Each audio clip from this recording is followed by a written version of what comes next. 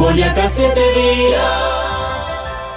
Bienvenidos a una sección más de las entrevistas cara a cara con los candidatos al Congreso de la República, a la Cámara de Representantes, más adelante con los candidatos y aspirantes a la presidencia de la República.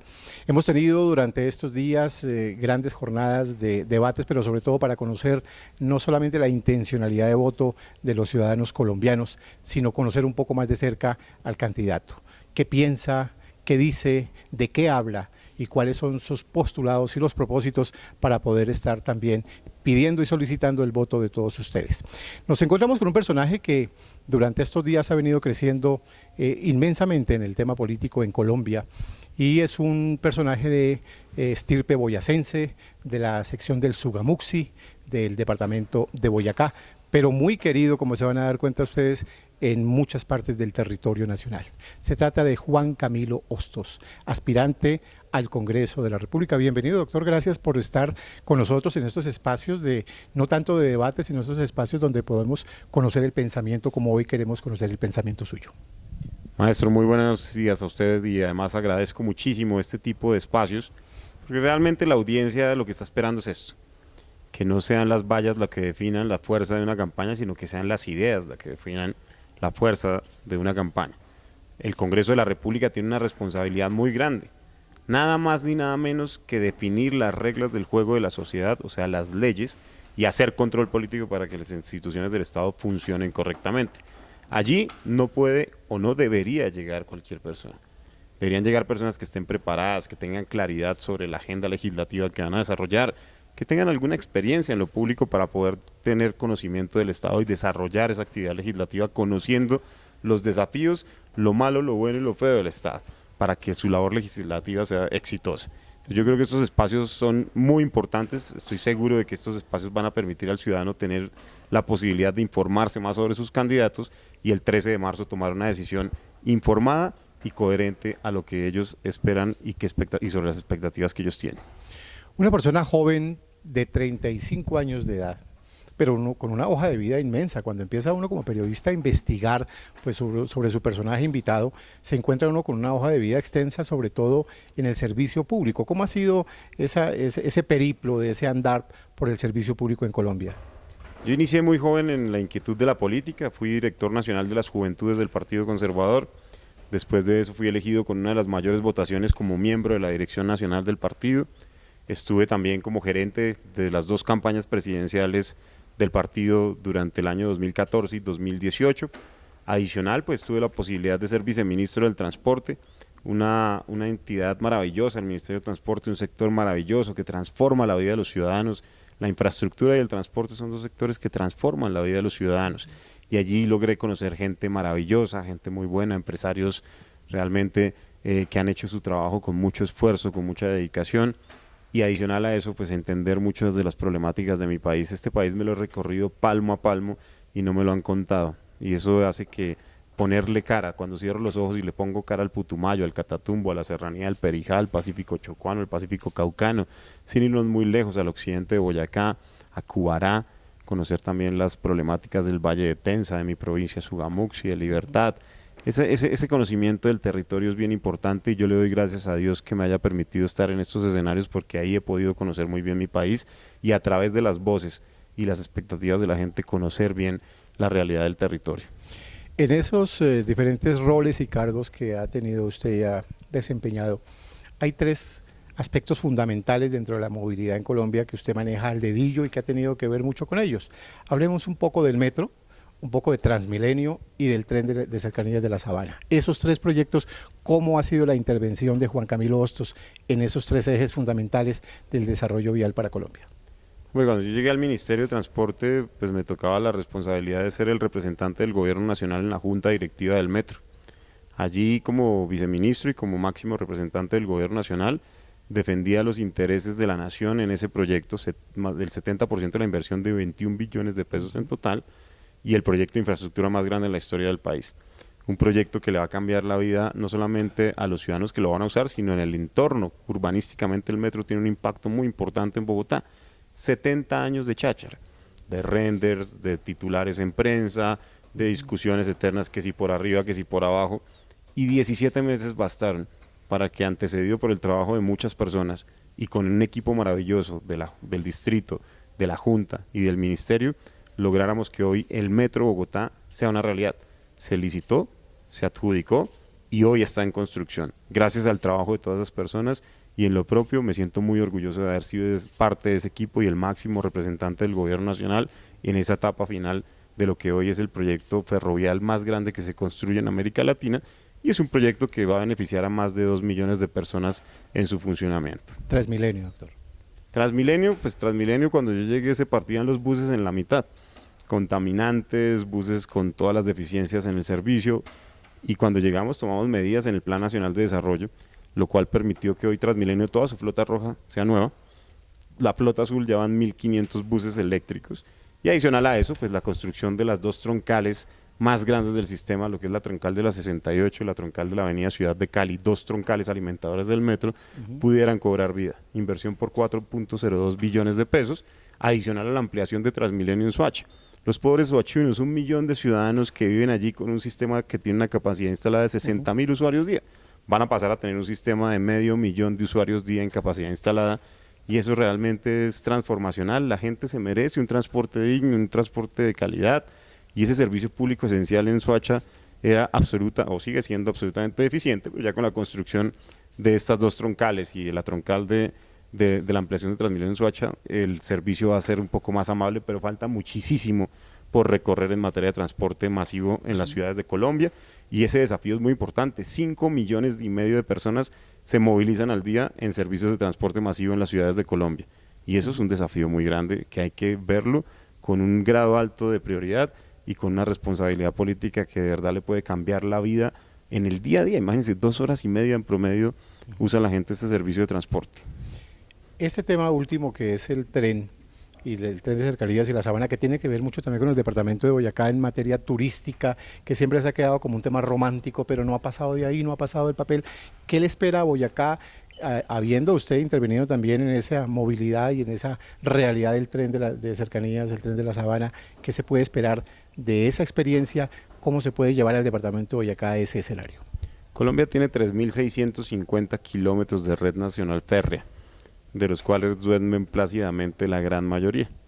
Hay solamente 2 corredores que funcionan y muy poquito, a medias: el corredor Belencito-Bogotá y el corredor Dorada-Chiriguaná-Santa Marta. El tren realmente ha dormido 60 años porque tampoco ha habido en el Congreso voluntad. Hoy la reglamentación del tren, la ley que rige el funcionamiento ferroviario en Colombia, tiene 106 años. ¿Usted se imagina qué empresario va a invertir un centavo en un país con una regulación ferrovial de 106 años de antigüedad? La respuesta es ninguno. Lo que hay que hacer es actualizar esta ley ferrovial para que se ponga a la vanguardia de la operación ferrovial del mundo, adicional a cerrar financieramente estos sistemas, ampliando las concesiones de 20 a 50 años, y de esta manera, por ejemplo, en Boyacá, trenes como el de Sogamoso y Bogotá, que conecta el centro de producción de materiales más grande del país con el centro de consumo de viviendas más grande del país, en un tren de 271 kilómetros. Transporte de carga pesada, doctor Hostos, ¿cómo va a ser para que haya una verdadera movilidad en las carreteras y ese transporte de carga pesada no interfiera con esa agilidad y con ese dinamismo de nuestras vías, pese a que ya hay doble calzada por todo el país? Sí, nos gastamos un montón de plata haciendo las grandes concesiones de segunda, tercera y cuarta generación, pero no hicimos los accesos urbanos en las ciudades. La LO Centro, la LO Norte, la LO Sur, que son las vías que evitarían que el tráfico en los corredores logísticos pues tuvieran que entrar a las ciudades. Las variantes, por ejemplo, aquí en Boyacá de Paipa, la variante de Duitama, la variante que ya se construye en Sogamoso, que eviten que esos camiones de tráfico pesado, de carga pesada, entren a las ciudades, hace que haya menos congestión y menos contaminación. Y eso es a donde tiene uno que apuntarle en materia de logística y competitividad del país. Sogamoso, mi ciudad, ya ha disfrutado hoy de 70.000 millones de pesos que se lograron en el marco del plan de reactivación económica, y allí pues la vía Alcusiana va a tener una desembocadura a la altura del crucero, sacando el tráfico de mi ciudad, y eso es muy importante que las vías nacionales de conexión tengan nodos perimetrales para que el tráfico no afecte a las ciudades por donde hay corredores de competitividad.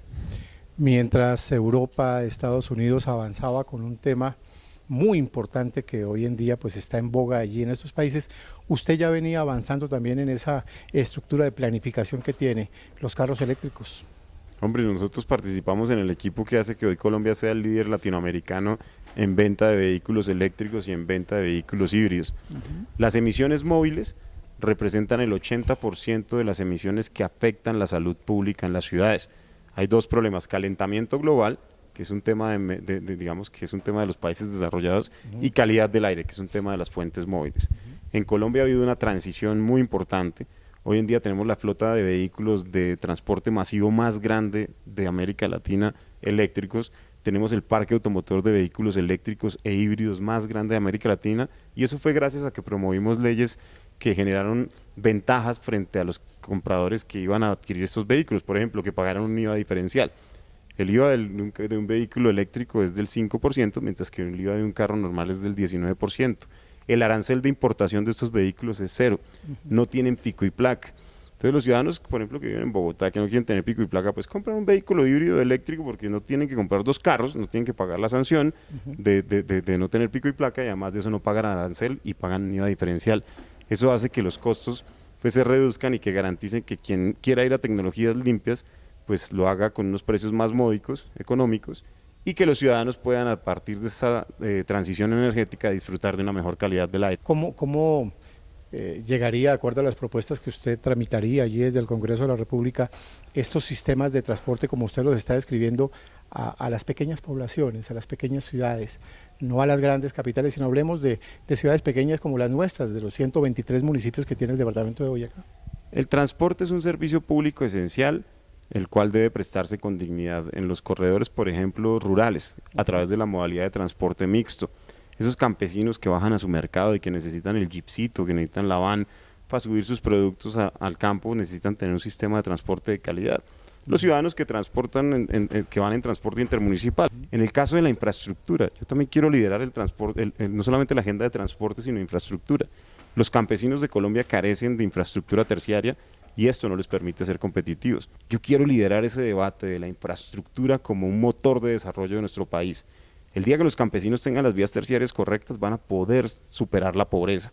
El día que las regiones de nuestro país tengan la infraestructura correcta, este país va a pensar que desde las regiones puede generar el desarrollo de los potenciales que tienen estas regiones, económicos, turísticos, agrícolas, pecuarios, industriales. Que además de eso, la conexión férrea con la carretera, con el río, con el aeropuerto, haga una intermodalidad que garantice competitividad en el país, y a eso lo va a apostar en el Congreso, a poner la agenda del transporte y de la infraestructura vial sobre la mesa, buscando que en Colombia el desarrollo económico se base en esa agenda, porque es que el común denominador de los territorios pobres y de violencia es el mismo, que carecen de infraestructura, y es la infraestructura el primer paso para lograr el desarrollo económico en estas regiones. Con usted y de acuerdo a sus propuestas en el Congreso, ¿se podrá dar el paso definitivo para tener aeropuerto en Boyacá? Claro, el problema del aeropuerto, el problema de las vías terciarias, el problema de las vías regionales, el problema de la infraestructura en el país es el mismo, no hay plata. Y es que este Estado no ha priorizado como una política de Estado la infraestructura como una de sus apuestas de desarrollo. Y entonces yo creo que lo que hay que hacer es desde el Congreso promover una ley que garantice los recursos para este propósito. ¿Cuál va a ser la ley que va a presentar Juan Camilo Hostos? El 20 de julio, una vez posesionados, si los colombianos y mis paisanos boyacenses me dan esa oportunidad, voy a presentar el proyecto de ley que compromete el 4 por mil.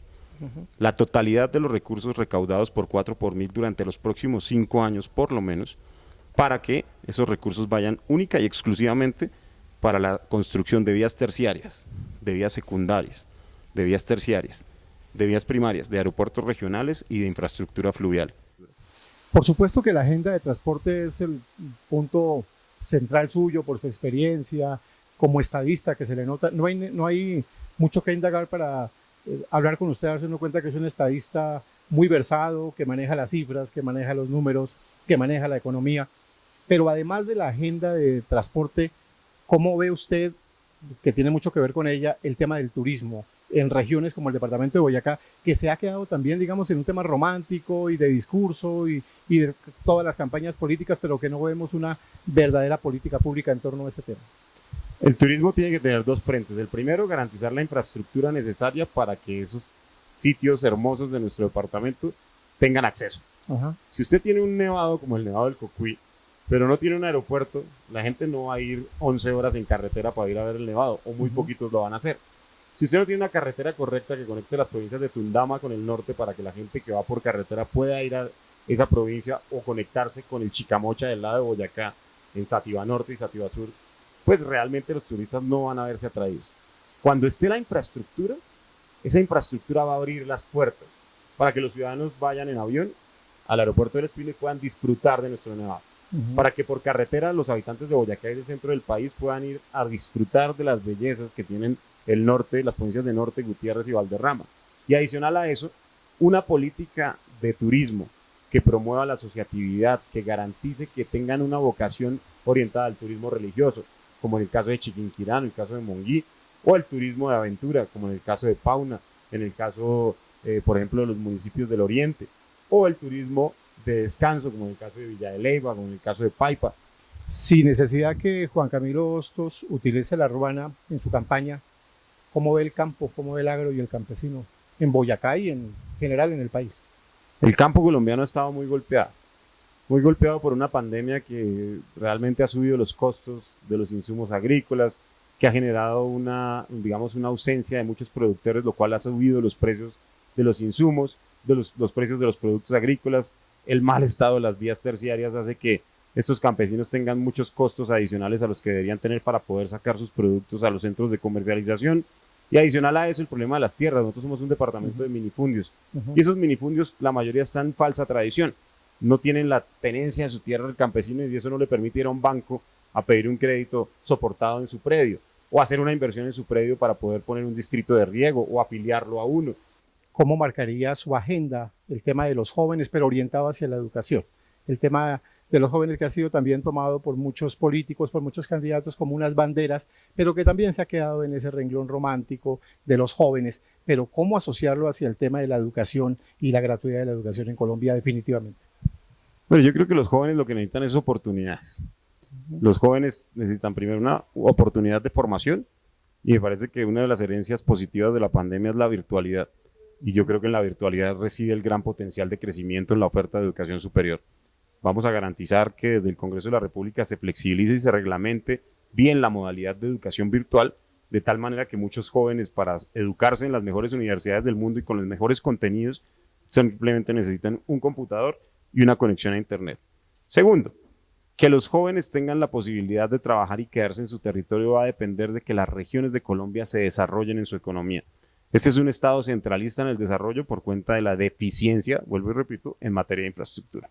El desarrollo en la infraestructura va a garantizar que las economías de estos territorios prosperen y esa prosperidad económica va a generar empleos de calidad, que es lo que busca un desarrollo y la prosperidad económica, es que haya el mejor subsidio posible, que es un empleo de calidad, y ahí tienen que verse vinculados nuestros jóvenes.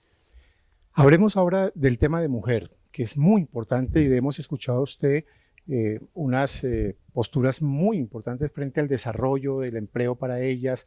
Se habla mucho de las madres cabeza de hogar, esto se volvió también como parte del paisaje de nuestro país. Un poco sobre ese tema de mujer, pero la mujer empresaria, la mujer campesina y la mujer adolescente, que es donde radican muchos de los problemas, como todo este debate que hay hoy en día por el tema del aborto y por tantos otros temas.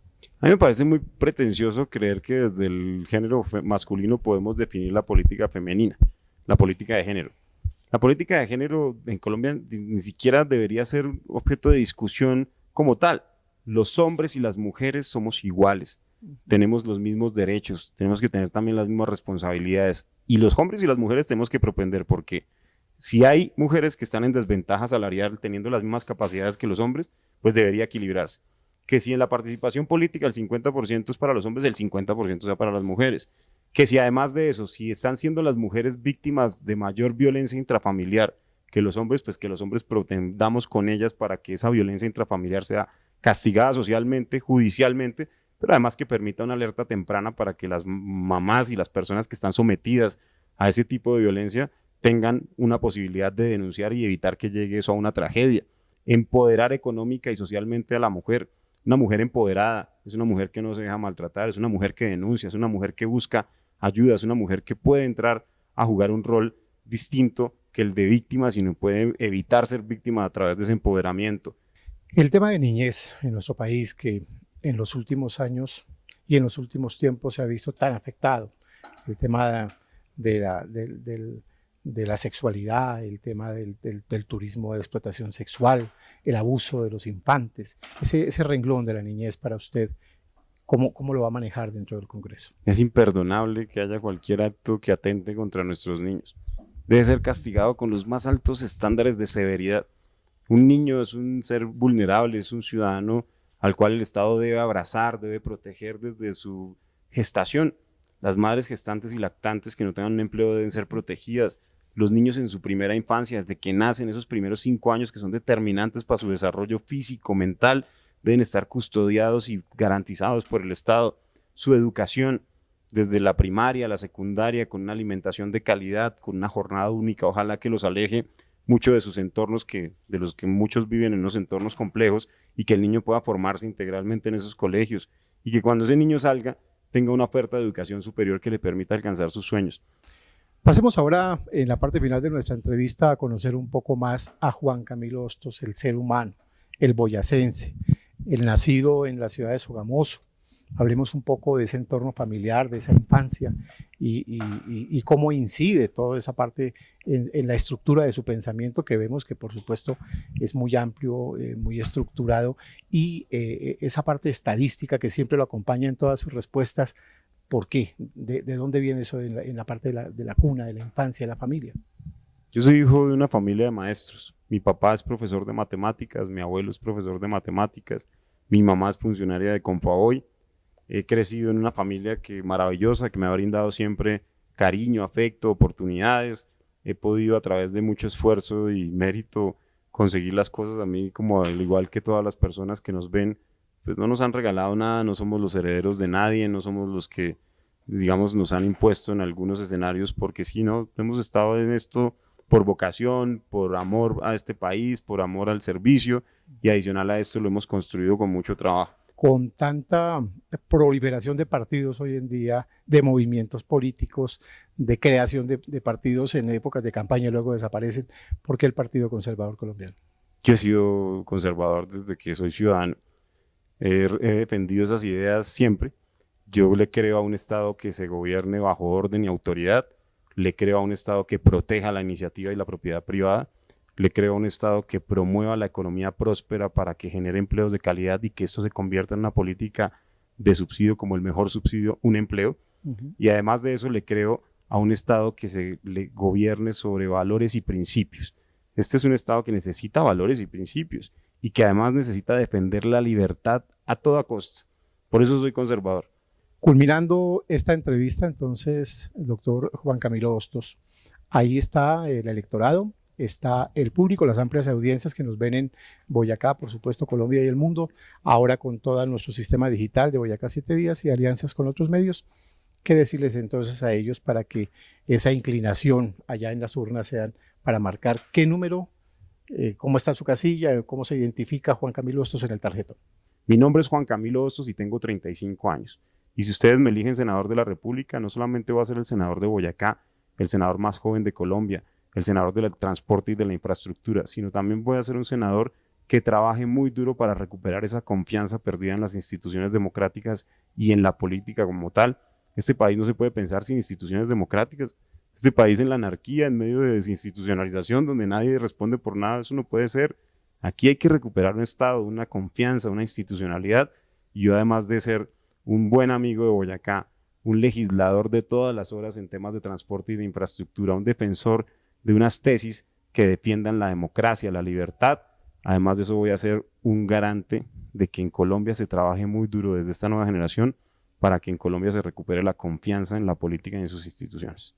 Muchas gracias al candidato, pero gracias al estadista, gracias al economista, gracias al boyacense, gracias a este hombre que aspira a llegar al Congreso de la República y, como lo acaba de decir, ya su amplia experiencia en los cargos públicos, pues da, como lo hemos podido apreciar, para que se tenga una confianza, obviamente, en la representación del departamento de Boyacá. Muchas gracias por haber estado en este espacio de Boyacá 7 días. Maestro, muchas gracias, y a mis paisanos, muchas gracias por estos espacios maravillosos.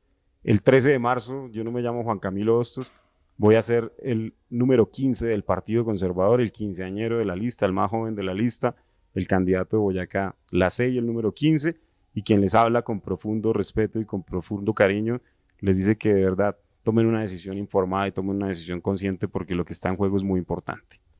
Hemos estado hoy con el candidato Juan Camilo Hostos al Senado de la República. Más adelante, más entrevistas Premio Cara a Cara en Boyacá 7 días. Boyacá 7 días, con la